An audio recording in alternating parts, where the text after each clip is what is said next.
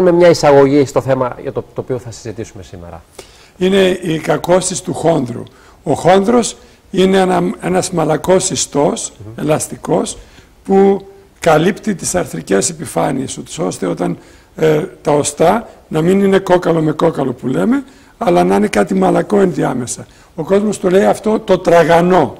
Το τραγανό είναι αυτός ο χόνδρος. Λαϊκής τύπος το λένε πιο πολύ. Ναι, το τραγανό ακριβώς. Να πούμε όμως στον κόσμο μας παρακολουθεί πού ακριβώς βρίσκεται αυτό το... Θα μιλήσουμε για το γόνατο. Okay. Ο χόνδρος βρίσκεται σε όλες τις αρθρώσεις, αλλά κυρίως εκεί που δημιουργεί τα μεγαλύτερα προβλήματα και στους αθλητές και αυτούς που κάνουν Σαββατοκύριακο αθλητισμό, αλλά και στον υπόλοιπο τον κόσμο, είναι κυρίως στο γόνατο. Άρα η εστίασή μας σήμερα είναι στο γόνατο. Στο γόνατο. Και οι άλλες αρθρώσεις παθαίνουν, αλλά δεν είναι τόσο έντονα τα ενοχλήματα όσο είναι στο γόνατο. Γιατί είναι και το σημείο το οποίο το επιβαρύνουμε πιο πολύ. Ακριβώς. Από την καθημερινή κίνηση. Ακριβώς.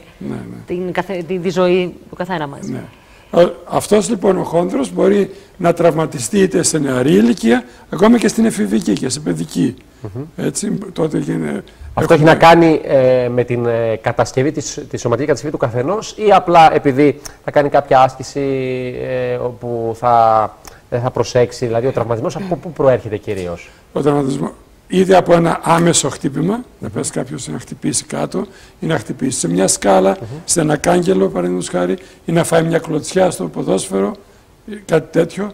Όταν από υπερπροπόνηση μπορεί να συμβεί σε έφηβους, και αυτό λέγεται οστεοχονδρίτιδα, γιατί πάσχει και ο χόνδρος, αλλά και το στούν που είναι από κάτω, αλλά και σιγά σιγά αργότερα, όταν κάνεις κάτι το οποίο δεν είναι τόσο σωστό και πάλι υπερβάλλεις, μπορεί πάλι να έχεις χόνδρινες βλάβες και αυτό να σε οδηγήσει σταδιακά σε αυτό που λέμε αρθρίτιδα. Άρα λοιπόν βλέπουμε και διαφάνειες, παιδιά, να μας τα εξηγεί. Άρα λοιπόν έχουμε ουσιαστικά υπερβολή δημιουργεί πάλι σε υπερβολή δημιουργεί. Πάντα υπερβολή δημιουργεί προβλήματα, νομίζω. Βλέπουμε εδώ και τις διαφάνειες. Ναι, αυτό βλέπουμε αριστερά, βλέπουμε ο χόνδρος που είναι ο πλήρης, δίπλα είναι λίγο πιο χαμηλό, φαίνεται ότι υπάρχει μια επιφανειακή βλάβη στο χόνδρο. Αυτά τα βρίσκουμε συχνά, δεν παίζουν σπουδαίο ρόλο. Μετά το τρίτο και το τέταρτο, αυτό που είναι προς τα αριστερά, αυτό είναι βαριές, είναι βαθιές κακώσεις του χόνδρου. Η βλάβη φτάνει μέχρι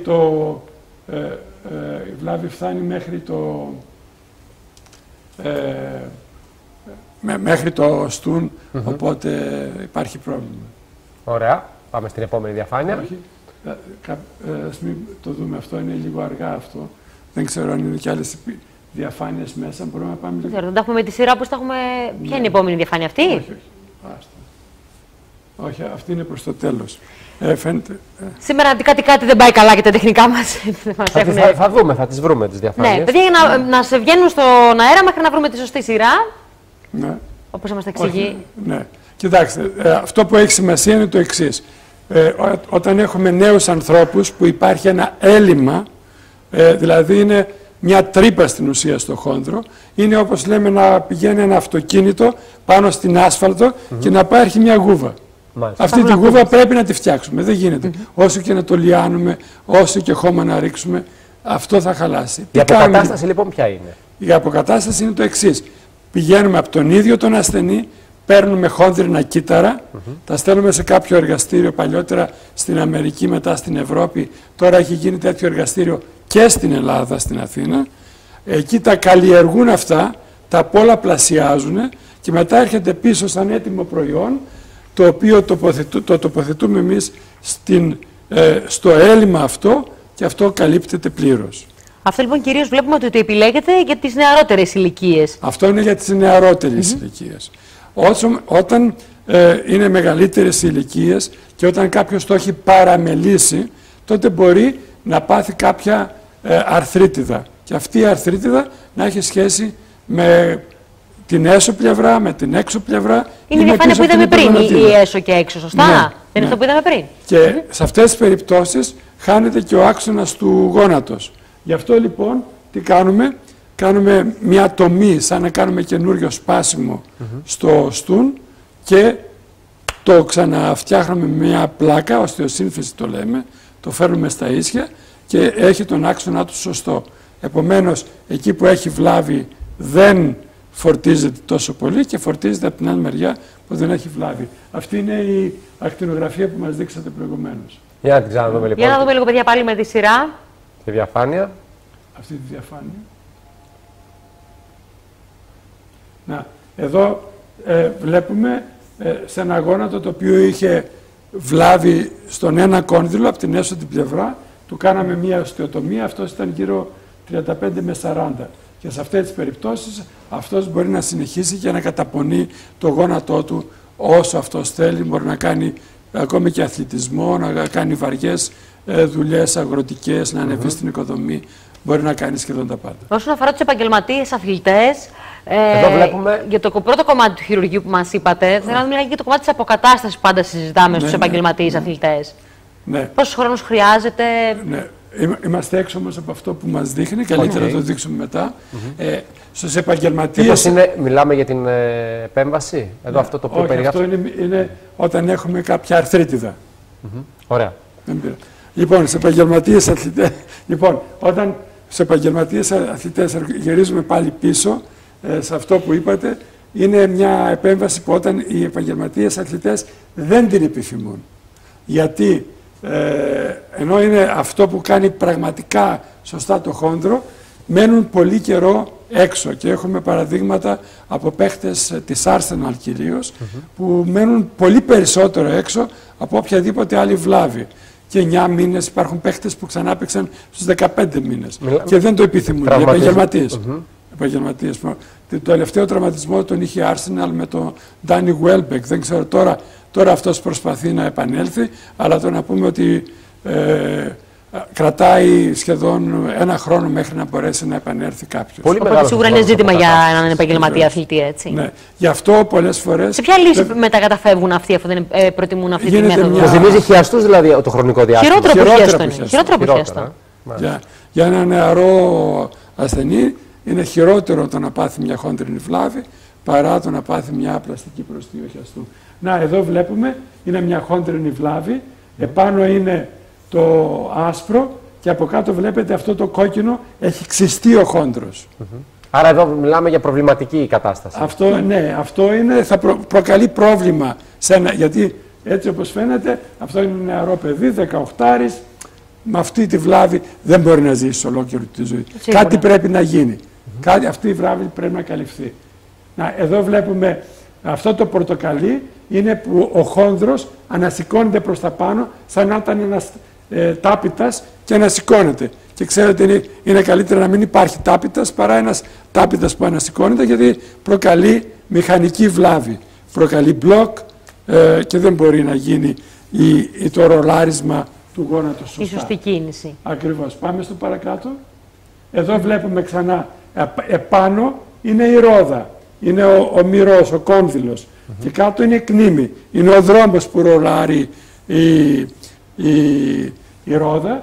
Όταν λοιπόν η βλάβη είναι μικρή όπως είναι στο αριστερό, εντάξει δεν φαίνεται και πολύ, μπορεί κάποιος με μια μικρό επέμβαση και αυτός να γυρίσει γρήγορα.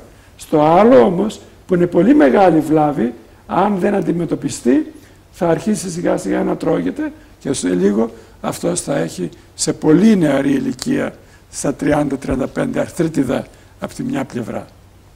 Μάλιστα, άρα λοιπόν πρέπει εδώ βλέπουμε μια τέτοια βλάβη. Βλέπετε, είναι ένα γόνατο ανοιχτό, το άσπρο είναι ο χόνδρος και μέσα το κόκκινο αυτό που υπάρχει είναι ένας κρατήρας στην ουσία μέσα στο γόνατο. Σαν κρατήρας ηφαιστείου μοιάζει όντως. Σαν κρατήρας. Αυτό πρέπει να καλυφθεί. Αν δεν καλυφθεί, είναι μέσα σε 10 χρόνια ένα άτομο τέτοιο μπορεί να έχει αρθρίτιδα. Αν λοιπόν φτάσουμε στην αρθρίτιδα, μετά η αποκατάσταση είναι πολύ δύσκολη. Έχουμε τώρα πολλά πράγματα. Εδώ βλέπετε ενίο με τα χοντροκύτταρα. Πάμε λίγο παρακάτω. Και βλέπετε το έχουμε καλύψει και αυτό τώρα ο οργανισμός έχει δικές του δυνατότητες και θα γίνει όλος αυτός ο κρατήρας που έχει καλυφθεί με τα χοντροκύτταρα και με αυτά τα υλικά θα γίνει όπως είναι το άλλο γύρω-γύρω. Μπαίνουμε και σε ανατριχιαστικές λεπτομέρειες ίσως με τις εικόνες αυτές. Είναι πράγματι θεαματικές αυτές οι επεμβάσεις, γιατί είναι η πρώτη φορά που ο άνθρωπος κατάφερε και έκανε τεχνητό ιστό και τον μεταμόσχευσε πάλι σε άνθρωπο. Ήταν η πρώτη επέμβαση. Εδώ βλέπουμε πάλι μια που είναι τύπου μακέτα, πώς είναι το γόνατο. Αυτό είναι μια οστεαρθρίτιδα γόνατος. Πάμε παρακάτω. Πάμε και στο άλλο. Πάμε. Εδώ αυτά τα είδαμε. Τώρα πάμε παρακάτω. Αυτά που δεν είδαμε. Και τώρα αυτά που δεν είδαμε. Ωραία. Όταν έχουμε μια αρθρίτιδα, έχει προχωρήσει και είναι από την μια πλευρά, μέχρι τώρα τις περισσότερες φορές έλεγε κάποιος περίμενε λιγάκι μέχρι να χαλάσει τελείως και για να γίνει ολική αρθροπλαστική. Και να το φτιάξουμε μετά δηλαδή. Να το φτιάξουμε μετά. Αλλά έτσι χάνει κανένας τα καλύτερά του χρόνια. Και γι' αυτό υπάρχει ένα στάδιο ενδιάμεσα για άτομα μεταξύ 50 και 60, παραδείγματος χάρη, που όταν έχουν μια αρθρίτιδα και πονάνε συνεχώς, δεν μπορούν να κάνουν διάφορα πράγματα, μπορούμε να αλλάξουμε μόνο το μισό. Και βλέπετε μόνο το 1/3 του γόνατος. Το βλέπουμε στην πρώτη εικόνα δηλαδή είναι. Στην πρώτη εικόνα είναι πώς είναι το υλικό και μετά στην τελευταία εικόνα είναι η ακτινογραφία. Πάντως μιλάμε για νηστέρι, να το πω λαϊκιστή. Δεν μιλάμε για ρομποτική. Δηλαδή. Η ρομποτική έρχεται μετά. Τώρα είναι η ρομποτική. Αν αυτή την μόνο διαμερισματική μπορούμε πλέον να την κάνουμε με ρομπότ. Τι γίνεται με το ρομπότ? Είναι πιο σύγχρονο η μέθοδος αυτή, σωστά? Είναι πιο σύγχρονο. Είναι πιο σύγχρονο και σχεδόν η επιβάρυνση δεν είναι μεγαλύτερη από το να κάνουμε μία αρθροσκόπηση. Δηλαδή κάνουμε πρώτα μία αξονική, διαλέγουμε πού ακριβώς θα φάμε, πού ακριβώς τι θα αφαιρέσουμε, αφαιρούμε πολύ ελάχιστο, δηλαδή τις τάξεις του χιλιοστού. Πάμε λίγο παρακάτω και βλέπετε με το ρομπότ έχουμε μεγαλύτερη ακρίβεια. Ναι, ο γιατρός καθοδηγεί ακριβώς το εργαλείο και τρώει ακριβώς με αυτό που θέλει, με χιλιοστό που λέμε. Και με ακρίβεια χιλιοστό. Ναι. Και... Να ρωτήσω κάτι εγώ, ολοκληρώστε βέβαια και θα σας ρωτήσω μετά. Ναι. Και η επιβάρυνση στον οργανισμό είναι σαν να κάνεις αρθροσκόπηση. Μπαίνει κανένας τη μια μέρα, βγαίνει και βγαίνει την άλλη. Ωραία, να ρωτήσω κάτι. Η πρώτη υποψία ότι πάσχουμε, ότι έχουμε κάποιο πρόβλημα στο χόνδρο, πώς σωματοποιείται? Δηλαδή για να αντιληφθούμε ότι υπάρχει πρόβλημα όντως. Συνήθως όταν το γόνατο είναι αυτό που λέει μαζεύει νερό. Ο ύδραρθρος. Στην ιατρική αυτό λέγεται ύδραρθρος. Ο κόσμος το λέει το γόνατο μου μάζεψε νερό. Όταν λοιπόν αυτό γίνεται επανειλημμένα, σημαίνει ότι είναι και άλλα πράγματα υπάρχουν. Μπορεί να υπάρχει πόνος, μπορεί το γόνατο να μπλοκάρει, μπορεί να έχουμε ένα κρυγμό. Να υπάρχουν αυτοί, να ακούς αυτό το κρακ-κρακ στο γόνατο όταν κάνεις τις κινήσεις. Κυρίως τα νεαρά κορίτσια που έχουν πρόβλημα και με τις υπογονατίδες, που οι γιαγιάδες λένε πονάνε τα γόνατα γιατί μεγαλώνουν. Αλλά αυτό είναι ένα άλλο θέμα. Είναι ένα ολόκληρο θέμα. Ναι. Μόνο για την επιγονατίδα, κυρίως για τα νεαρά τα κορίτσια και για τις αθλήτριες.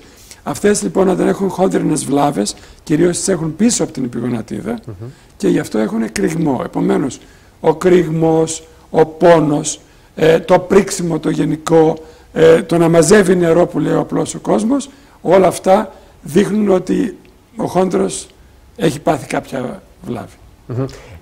Άρα λοιπόν για να καταλήξουμε η μόνη μέθοδος είναι ουσιαστικά η επέμβαση, η αρθροσκόπηση, της αποκατάστασης εννοώ. Όταν έχει περάσει από το πρώτο στα δεδομένα, όταν έχει περάσει από το πρώτο στάδιο και όταν δεν είναι επιφανειακή, φυσικά προσπαθούμε με φυσικοθεραπεία και με φυσικοθεραπεία, μερικές φορές κάνουμε και ενέσεις μες στο γόνατο, αλλά αυτό δείχνει αμέσως. Αν κάνεις μία-δυο ενέσεις και βελτιωθεί, είμαστε εντάξει. Αν δεν υποχωρήσει, πάμε στο επόμενο στάδιο. Σημαίνει ότι επειδή μπορούμε να το δούμε και στη μαγνητική τομογραφία. Αν οι βλάβες είναι βαθιές ή αν είναι επιφανειακές. Αν είναι επιφανειακές, δεν χρειάζεται να προχωρήσουμε στον νηστέρι. Το σωματικό βάρος παίζει κάποιο ρόλο στην αποκατάσταση? Το σωματικό βάρος παίζει ρόλο στην πορεία ολόκληρη. Στην πορεία. Παίζει ρόλο στην πορεία. Και στο επίπεδο βλάβης, αλλά και στο επίπεδο αποκατάστασης, φαντάζομαι παίζει. Και στο επίπεδο αποκατάστασης. Εγώ πάντως είχα ασθενείς που είχαν ξεκινήσει να έχουν χόνδρινες βλάβες και δεν λέω ποτέ σε κανένα να κάνει δίαιτα, γιατί και εγώ προσπαθώ να χάσω μερικά κιλά, 2-3 και δεν μπορώ. Είναι πολύ δύσκολο κάποιος να κάνει δίαιτα. Εγώ δεν το λέω. Όταν με ρωτάνε να κάνω γιατρέ δίαιτα, λέω αν μπορείτε κάντε το και σίγουρα αυτό ευνοεί πάρα πολύ. Σίγουρα ευνοεί το βάρος, έτσι. Ναι. Και το μήνυμα που πρέπει να περάσουμε είναι ότι ποτέ δεν πρέπει να αναβάλουμε κάτι σε οποιαδήποτε ηλικία και αν βρίσκεται ο ασθενής. Δεν πρέπει να το αφήνουμε για μετά που έλεγαν οι παλιοί παππούδες μας που το ακούγαμε. Δεν πρέπει να συμβαίνει αυτό, γιατί σίγουρα η υγεία προέχει και όσο το τρενάρεις, τόσο αυτό επιβαρύνεται. Και τόσο τα προβλήματα μπορεί να δημιουργήσει. Σε κάθε ηλικία υπάρχει ένα είδος θεραπείας, ένα είδος επέμβασης και αυτό προλαμβάνει να γίνει το γόνατο να έχει μια χειρότερη κατάσταση, προλαβαίνει την ταχύτητα της ανάπτυξης μιας αρθρίτιδας και στο κάτω της γραφής η σημερινή τάση στην ιατρική είναι ότι δεν πρέπει κανένας να αλλάζει τον τρόπο της ζωής του. Η ιατρική είναι εδώ, ούτως ώστε όταν έχει κάποιος ένα πρόβλημα, να μην αναγκαστεί να αντιμετωπίσει το πρόβλημα με το να καθίσει στο καφενείο και να αρχίσει να παίζει τάβλη, αλλά να γίνει μια επέμβαση και να συνεχίσει την ίδια του τη ζωή. Προσαρμόζεται λοιπόν στα δεδομένα της ζωής του καθενός. Αυτό είναι και το σημαντικότερο. Κύριε Γεωργούλη, ευχαριστούμε πολύ. Ευχαριστούμε πολύ. Εγώ ευχαριστώ που με καλέσατε. Και θα έχουμε την ευκαιρία να τα ξαναπούμε. Πολύ σύντομα.